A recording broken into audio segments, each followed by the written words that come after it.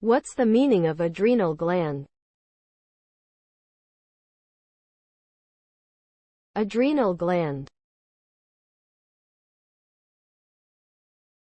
Adrenal gland.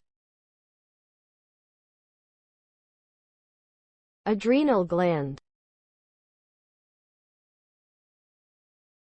Adrenal gland. Adrenal gland. The adrenal gland is a small endocrine gland located on top of the kidney. It produces hormones that help regulate various bodily functions, such as metabolism, immune system response, and stress response.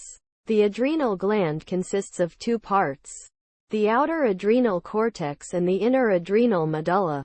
The adrenal cortex produces cortisol, aldosterone, and androgens, while the adrenal medulla produces adrenaline and noradrenaline.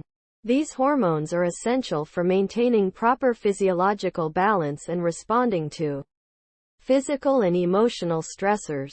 Dysfunction of the adrenal gland can lead to various health problems, including Addison's disease and Cushing's syndrome.